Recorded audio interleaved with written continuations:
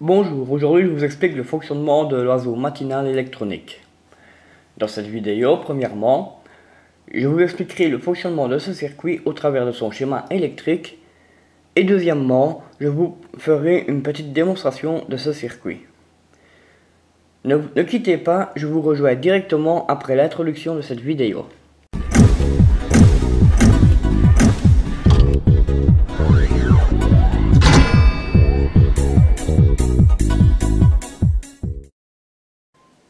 Voici le schéma électrique de ce circuit. Cet oiseau matinal est basé sur l'utilisation de NE755 montés tous deux en multivibrateur instable. Dans cette vidéo, je ne vais pas m'attarder sur le fonctionnement de ce type de multivibrateur car en haut à droite de votre écran, il y a un lien vers la vidéo en question qui explique le fonctionnement de ce type de multivibrateur. Juste par rapport à ces deux multivibrateurs, celui-ci, le premier ici, va gérer le cadencement du circuit et le second, lui, va gérer le son qui sera audible au travers du haut-parleur ici, le tout cadencé par le premier. Dans cette vidéo, je vais plutôt me pencher sur l'utilisation du phototransistor implanté ici dans le circuit. En ce qui concerne le fonctionnement de ce montage, on va déjà partir dans le cas que le montage est plongé dans l'obscurité. Qu'est-ce qui va se passer? Dans l'obscurité, le phototransistor va s'opposer au passage du courant car il ne sera pas passant. De ce fait, les oscillations en sortie de ce NE755 ne seront pas passer dans le reste du circuit et donc par conséquent ne viendront pas alimenter le second NE755. Ainsi, aucun son ne sera audible via le haut-parleur car les oscillations en sortie du second NE755 seront très faibles si pas inexistantes. Dans le cas maintenant que la lumière viendrait au niveau de la base de ce phototransistor, celui-ci deviendra passant, laissant passer ainsi les oscillations de sortie au niveau du premier NE755 qui pourront maintenant venir alimenter le deuxième NE755. Celui-ci étant maintenant alimenté par le cadencement du premier NE755, en sortie de celui-ci, nous aurons une présence d'oscillations qui viendront au niveau maintenant de transistor BC747 au niveau de sa base.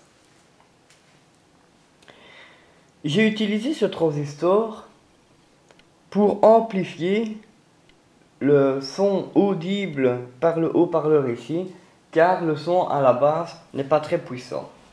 Et donc, ce transistor combiné à un condensateur ici et la résistance forme ce qu'on appelle un amplificateur classe A. Ce montage est un des montages les plus simples des amplis que l'on puisse trouver. Donc, qu'est-ce qui va se passer quand la clarté viendra au niveau de la base de ce phototransistor? Donc, comme je l'ai expliqué, celui-ci deviendra passant, laissant passer ainsi les oscillations de sortie du premier NE755 pour venir rejoindre la patte d'alimentation du second NE755. De ce fait, en sortie, nous aurons une présence d'oscillations qui viendront au niveau de la base de ce phototransistor. Ce phototransistor étant ainsi, polarisé, il laissera passer un courant plus important issu de l'alimentation pour venir traverser sa jonction collecteur-émetteur et ainsi d'une part traverser la résistance ici et d'autre part le condensateur ici de couplage qui servira à bloquer le courant continu tout en laissant passer tout ce qui est son audible pour venir exciter la bobine du haut-parleur ici, qui lui sortira le son émis par le multivibrateur ici.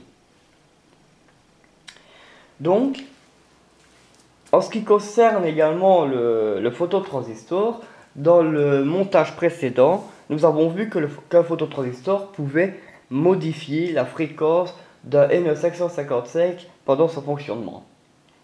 Ici, nous pouvons constater que ce type de composant, qui est le phototransistor, peut également être utilisé en tant qu'auxiliaire entre la sortie d'un NE555 et l'alimentation d'un second NE555. Voilà pour ce qui est du schéma électrique de ce circuit ainsi que de son fonctionnement. Donc, comme précédemment, j'ai fait un schéma de principe. Et juste derrière, j'ai fait le schéma d'implantation de ce circuit dans le cas où vous voudriez, par exemple, le faire, le réaliser sur une carte de prototypage. Donc sur ce type de schéma, on voit vraiment la disposition comme moi la disposition des composants comme moi je les mettrai. Hein, donc nous avons les deux puces, les composants ici qui sont implantés autour de ces deux puces, notre haut-parleur, et tout ce qui est très bleu, ce sont tout ce qui est routage des pistes de ce circuit, ou en dessous, donc sur le côté soudure de la carte. Dites-moi dans les commentaires si vous appréciez ou non ce type de schéma, ou si vous préférez que je ne vous mets pas donc le schéma d'implantation. Donc voilà pour ce qui est des schémas et du fonctionnement de ce circuit. Je vais maintenant passer à la démonstration de ce montage. Avant de faire la démonstration du circuit, j'ai oublié de vous parler dans les explications devant le schéma électrique de ce potentiomètre ici. Celui-ci sera utilisé tout simplement pour régler la fréquence de ce premier NE555, donc le NE555 de gauche dans le schéma.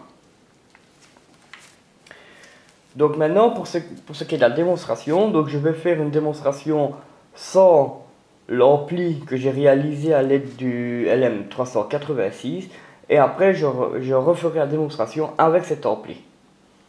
Donc tout d'abord je vais utiliser donc un simple haut-parleur que je vais implanter dans le circuit. Donc tout simplement je vais placer le haut-parleur entre le condensateur de couplage ici et le négatif de l'alimentation. Et ensuite je vais venir déjà brancher le circuit. Donc ce circuit qui fonctionne sur une alimentation en 9 volts. Hop. Voilà, donc là le circuit est mis sous tension. Et j'aurai besoin maintenant de la luminosité de la lampe de poche de mon téléphone. Voilà. Et je vais venir placer la lumière sur la base du phototransistor qui est ici. Voilà, là on entend un son qui se rapproche du chant d'un oiseau qui sort hors du haut-parleur. Je vais venir avec le tournevis modifier les fréquences du premier NE555 à l'aide du potentiomètre. Voilà, à fond à gauche nous avons des fréquences plus élevées et à fond vers la droite les fréquences sont quant à elles beaucoup moins élevées.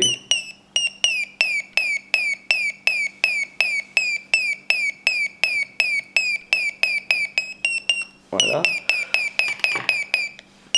Vous avez sûrement remarqué que mon téléphone, je dois le placer juste pile au-dessus du phototransistor. C'est tout à fait logique, car le phototransistor a un faible spectre. Enfin, ce que je veux dire par là, il faut que la clarté vienne par le dessus et non sur les côtés, pour que le phototransistor devienne passant. Voilà. Là, je suis bien au-dessus. Et si peu que je vais placer le téléphone sur un côté. Voilà. Pourtant, le circuit est toujours dans la lumière. Mais le phototransistor est devenu bloquant. Il faut que la clarté parvienne par le dessus de sa capsule pour dire qu'il devienne passant. Donc là, j'ai fait la démonstration sans l'ampli. Je vais maintenant passer à la démonstration avec l'ampli. Pour la démonstration avec l'ampli, donc j'aurai besoin fatalement du circuit, qui est la base du fonctionnement de ce montage. J'aurai besoin de l'ampli que j'ai réalisé à l'aide du LM386, dont les deux fils ici seront raccordés à la sortie du circuit. Et ces deux fils ici seront raccordés au niveau d'un petit caisson qui se situe là. Et ce circuit fonctionne également sous une alimentation en 9 volts. Donc, ce que je vais faire déjà, c'est venir accorder l'entrée de l'ampli à la sortie du circuit ici, à la place du haut-parleur qui était branché ici. Voilà. Maintenant, je vais venir déjà alimenter l'ampli qui se trouve ici. Voilà, celui-ci est alimenté. Et maintenant, j'alimente le circuit principal en 9 volts également. Et là, donc, c'est parti. Hein, je rallume la lampe de poche de mon téléphone. Et donc, quand je place là, on n'entend pas un son sortir hors du baffle, là c'est normal. Quand je vais placer maintenant la base de ce phototransistor dans la lumière, voilà. Là le son est quand même déjà un peu plus puissant.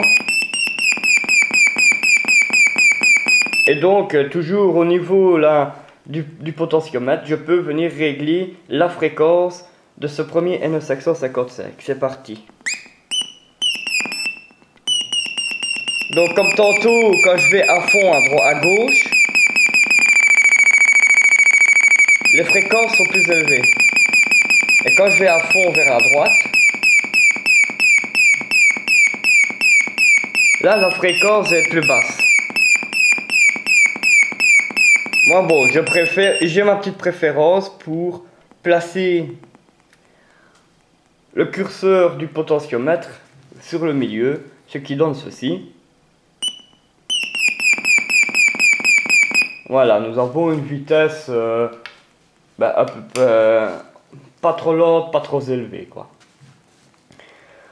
Donc voilà pour ce qui est donc de ce petit oiseau matinal. Je veux dire, en l'améliorant un peu, il est possible d'en faire quelque chose, je veux dire, fonctionnel et pratique pour divertir soit les enfants ou pour ceux qui aiment la nature et tout ça, se réveiller avec le son des oiseaux, quoi. Ce qui pourrait éventuellement arriver. Nous pouvons également, comme Electronic Passion me disait pour rigoler dans les commentaires, attention aux chasseurs, nous pouvons, je veux dire, améliorer le montage pour éventuellement, oui, l'essayer à l'extérieur pour voir si ce serait possible ou non d'attirer les oiseaux. C'est un essai que je pourrais éventuellement faire en été en plaçant le circuit sur ma terrasse et l'alimenter et voir si quelque temps après j'ai des oiseaux qui viennent tourner autour de mon circuit. J'en ferai l'expérience et je tâcherai de filmer en douce pour ne pas effrayer les oiseaux s'il y en a qui viennent. Et je vous partagerai cette petite expérience sur la chaîne. Donc voilà pour ce qui est de ce montage. J'espère que ce montage vous a plu. J'espère que cette vidéo également vous a plu. N'hésitez pas donc à la liker, pourquoi pas à partager sur les réseaux sociaux. En ce qui concerne la suite, j'aborderai toujours le phototransistor, mais en combinaison à un autre composant. En attendant, je vous souhaite de très bonnes expériences en électronique et je vous donne rendez-vous pour la suite de la chaîne. Merci, bye!